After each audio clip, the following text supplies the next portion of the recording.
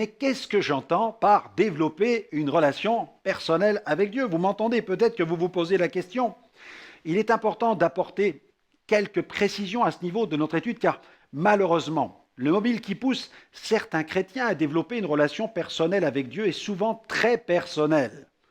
J'ajouterais plutôt égoïste. Ils se présentent à leur rendez-vous divin avec une corbeille pleine de clichés, s'imaginant que Dieu va céder à leurs moindres caprices, qu'une voix va retentir du ciel pour leur dire combien le Père céleste les aime. Ils pensent aussi que le Seigneur mettra à leur disposition toute une légion d'anges et qu'il répondra à leurs prières en faisant tomber le feu du ciel. Allez, revenons un peu sur terre, soyons même un peu plus terre à terre, dirons-nous. Il est vrai que la Bible nous relate la vie d'hommes de Dieu qui ont vu Dieu se manifester de manière surnaturelle dans leur vie. Jusque-là, pas de problème, j'y crois dur comme fer. Dans ma vie, j'ai eu le privilège d'être le témoin de manifestations de puissance accomplies par la main divine. Mais cela, c'est l'exceptionnel, l'extraordinaire, le surnaturel. Nous ne devons jamais douter de Dieu. Dieu est capable de se manifester de façon puissante, mais on ne peut pas non plus enfermer Dieu dans une boîte. Jésus a guéri beaucoup de malades, mais il n'a pas guéri tous les malades. Et dans son ministère, il n'a pas fait que guérir. Il a aussi pris du temps pour parler, pour dialoguer. Est-ce que ça nous intéresse, ça? Le message de Dieu demeure le même, mais les manifestations de Dieu, quant à elles, sont multiples. Alors comprenons cela. Le message de Dieu demeure le même, mais les manifestations de Dieu, quant à elles, sont multiples. Il est vrai que certains personnages bibliques ont vécu des expériences surnaturelles. On ne remet pas cela en question. Peut-être même que dans votre entourage, certaines personnes déclarent avoir vécu des expériences hors du commun. Je n'en doute pas. Mais il ne faut jamais perdre de vue que ces expériences sont exceptionnelles. Elles ne font que confirmer la règle, et cette règle, c'est que Dieu se révèle de différentes manières. Et c'est peut-être là que se trouve aussi l'exceptionnel. La Bible nous dit ceci dans Job 33, verset 14. Dieu parle, cependant, notons-le, tantôt d'une manière, tantôt d'une autre, et l'homme n'y prend point garde. Nous disposons d'un passage dans l'Ancien Testament où l'Éternel se révéla d'une manière très douce à un homme qui exerçait pourtant un ministère de puissance. Cet homme est le prophète Élie. Regardons le récit justement de cet événement dans 1 Roi chapitre 19, 1 Roi 19, verset 11. L'Éternel s'adresse au prophète, il lui dit « Sors et tiens-toi dans la montagne devant l'Éternel. » Et voici, l'Éternel passa. Et devant l'Éternel, il y eut un vent fort et violent qui déchirait les montagnes et brisait les rochers. Certains vont dire « Waouh, c'est la puissance de Dieu ». Oui, c'était la puissance de Dieu, mais regardez, l'Éternel n'était pas dans le vent. Et après le vent, il y eut un tremblement de terre. L'Éternel n'était pas dans le tremblement de terre. Et après le tremblement de terre, un feu. C'est pourtant Dieu qui le génère, qui le provoque, mais l'Éternel n'était pas dans le feu. Et après le feu, un murmure doux et léger. Quand Élie l'entendit, il s'enveloppa le visage de son manteau, il sortit et se tint à l'entrée de la caverne. Et voici une voix lui fit entendre ces paroles. « Que fais-tu ici, Élie ?» Et là, Dieu était dans ce doux murmure, dans cette présence. Alléluia. Dans le murmure doux et léger. Nous avons tellement de clichés sur Dieu. Souvent, nous faisons même un transfert sur Dieu. Si nous sommes d'une nature énergique, nous avons tendance à croire que Dieu est toujours en action, occupé à déployer toute son énergie. Par contre, si nous sommes d'une nature beaucoup plus douce, réservée, nous aurons tendance à croire que Dieu est calme et tranquille. Malheureusement, notre vision trop étriquée de Dieu nous limite dans notre façon de nous approcher de lui, car nous pensons déjà tout savoir, avant même d'avoir eu un tête-à-tête avec lui. Nous pensons aussi parfois que Dieu va agir à notre égard comme il a agi pour le frère ou la sœur un tel. Celui qui cherche vraiment Dieu ne cherche pas à mettre Dieu dans sa poche. Il reste prêt à toute éventualité. Il observe, cherche de quelle manière il va se manifester, il est à l'écoute. Comme David, il apprend à écouter si Dieu marche dans les cimes. Tenons-nous sur le devant de la caverne, au calme, et recevons la brise fraîche de l'esprit. Ne nous plaignons pas de ne pas entendre la voix de Dieu si nous ne prenons pas assez de temps au calme avec lui. Nous courons après le feu, le tremblement de terre, alors que le Seigneur veut se révéler à nos cœurs dans un moment calme et intime. C'est dans ces moments-là que le Seigneur nous fait entendre son murmure doux et léger. Trop de chrétiens sont passés à côté de leur destinée parce qu'ils n'ont pas été suffisamment patients. Nous ne donnons pas suffisamment de temps à Dieu pour qu'il nous montre la différence entre nos désirs et les siens. Il nous faut sortir de nos carcans et chercher à établir une véritable relation personnelle avec lui.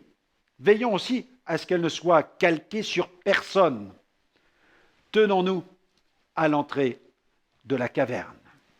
Le prophète Jérémie a vécu de puissantes expériences avec Dieu et pourtant il nous invite à rechercher Dieu d'une manière tout à fait naturelle. Dans Jérémie 9, versets 23 à 24, il dit « Ainsi parle l'Éternel que le sage ne se glorifie pas de sa sagesse, que le fort ne se glorifie pas de sa force, que le riche ne se glorifie pas de sa richesse, mais que celui qui veut se glorifie d'avoir de l'intelligence et de me connaître, de savoir que je suis l'Éternel qui exerce la bonté, le droit et la justice sur la terre. » Regardez ce qu'il dit. « Car c'est à cela que je prends plaisir, dit l'Éternel.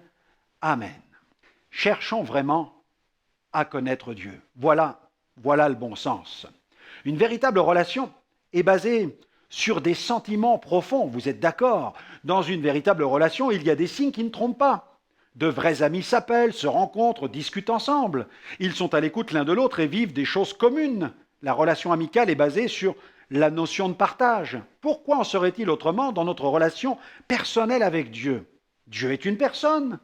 Il éprouve des émotions.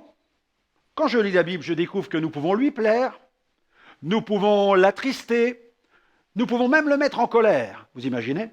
Nous pouvons le tourmenter par nos péchés, mais nous pouvons aussi faire sa joie. Nous pouvons faire sa joie. Et je n'ai pu résister à l'envie de mettre entier ce passage merveilleux tiré du livre du prophète Sophonie, Sophonie 3, verset 17. Notez-le dans votre Bible. « L'Éternel, ton Dieu, est au milieu de toi comme un héros qui sauve. » Alléluia. « Il fera de toi sa plus grande joie. Il gardera le silence dans son amour. Il aura pour toi, regardez ça, c'est Dieu, il aura pour toi des transports d'allégresse. » Ce passage est très clair. Dieu n'est pas un être impersonnel. Il n'est pas dénué de sentiments. S'il nous a créés à son image avec des sentiments et des émotions, c'est bien parce qu'il éprouve lui aussi des sentiments. Paul nous exhorte même à en avoir en nous des sentiments. Et même lesquels? Eh bien, les sentiments qui étaient en Jésus-Christ. Le psalmiste avait pleinement conscience du fait que l'Éternel éprouve des sentiments. C'est pourquoi il cherchait à développer une relation d'amitié avec Dieu. Dans le psaume 19, verset 14, il dit, dans sa prière, il dit « Reçois favorablement les paroles de ma bouche et les sentiments de mon cœur, ô Éternel. » Il dit « Mon rocher et mon libérateur. » Alléluia. Cette relation personnelle avec Dieu doit être centrée sur la personne de Jésus-Christ. L'initiative de la communion n'est pas venue de l'homme, elle est venue de Dieu. C'est Dieu qui en a eu l'idée le premier, c'est lui qui a voulu que l'homme et la femme puissent s'approcher de lui. La Bible dit dans 1 Jean 4, 19, « Pour nous l'aimons parce qu'il nous a aimés le premier. » À l'aube de l'humanité, quand Dieu créa Adam et Ève, son but consista à établir une relation intime avec le premier couple. C'est ce qu'il a voulu. D'ailleurs, dès les premières pages de la Bible, dans le livre de la Genèse, nous notons qu'à un certain moment de la journée, l'Éternel leur rend visite. Dans Genèse 3.8, ils, Adam et Ève, ils entendirent la voix de l'Éternel Dieu qui parcourait le jardin vers le soir. Dieu détient tous les droits d'auteur concernant la communion. Il a créé chaque être humain avec cet instinct du culte. C'est aussi ce qui distingue la race humaine des espèces animales. De tout temps, et quels que soient les peuples, On trouve chez l'homme le désir de se tourner vers son Créateur. Malheureusement, à cause du péché, le cœur de l'homme a été plongé dans les ténèbres. Cette adoration, qui aurait dû revenir exclusivement au vrai Dieu, a été détournée pour être dirigée vers des idoles de pierre, des faux dieux. En péchant, l'homme brisa cette communion intime avec Dieu. Mais Dieu soit loué, il est le Dieu de grâce et de miséricorde. Bien que l'homme ait péché, Dieu ne l'a pas rejeté. Il n'a pas tiré un trait sur sa relation avec lui, non. Dieu a mis en œuvre tout un programme de sauvetage en vue de la restauration de cette communion. Ce programme s'appelle la rédemption.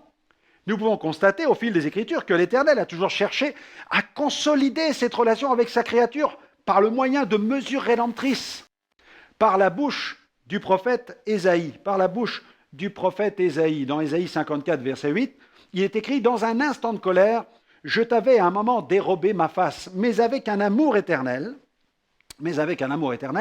j'aurai compassion de toi, dit ton Rédempteur l'Éternel. » Oui, béni soit Dieu, nous avons un Rédempteur parfait qui nous aime et qui s'est sacrifié pour nous.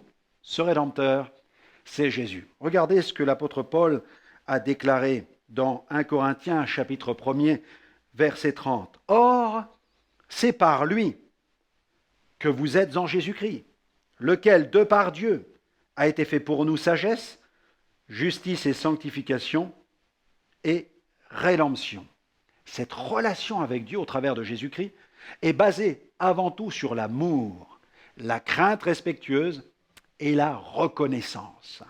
Comment ne pas aimer un Dieu qui a donné son Fils en sacrifice pour nos péchés? Et comment ne pas aimer le Fils pour avoir accepté un tel sacrifice? Cette relation personnelle centrée sur la personne de Jésus est une source abondante donnant accès à la connaissance de la volonté de Dieu. Jésus appelle cette connaissance de la volonté de Dieu, il l'appelle même la vie éternelle. Mais que veut-il dire par là? En effet, pour la plupart des gens, la vie éternelle, c'est une vie sans fin. Mais pour Jésus, la vie éternelle est bien plus qu'une vie sans fin, c'est la vie de Dieu, la qualité de vie de Dieu. Cette vie est centrée sur la connaissance du Père et du Fils. Jésus a déclaré dans Jean 17, verset 3, on peut lire cela, « Or, la vie éternelle, c'est qu'ils te connaissent, toi, le seul vrai Dieu, et celui que tu as envoyé, Jésus-Christ. » Cette relation avec Dieu centrée sur Christ nous permet de connaître la grandeur de l'amour de Dieu. Tout ce que nous connaissons de Dieu et tout ce que nous attendons de Dieu est directement lié à la relation que nous avons avec Jésus. Paul ne poursuivait pas de nouvelles méthodes, de nouvelles stratégies d'évangélisation. Il ne poursuivait pas non plus de nouveaux schémas ou concepts basés sur la croissance de l'Église. Non, non pas que ces choses soient sans importance, mais ce qu'il poursuivait principalement, c'était la personne de Christ. Jésus était au centre de sa vie, de son ministère. Cette vibrante confession de Paul dans la lettre aux Éphésiens en est la preuve. Éphésiens chapitre 3, verset 12. « Ce n'est pas que j'ai déjà remporté le prix, dit-il, ou que j'ai déjà atteint la perfection, mais je cours pour tâcher de le saisir, puisque moi aussi, j'ai été saisi par Jésus-Christ. Et j'espère de tout cœur que vous courez pour le saisir parce qu'il a saisi déjà votre vie.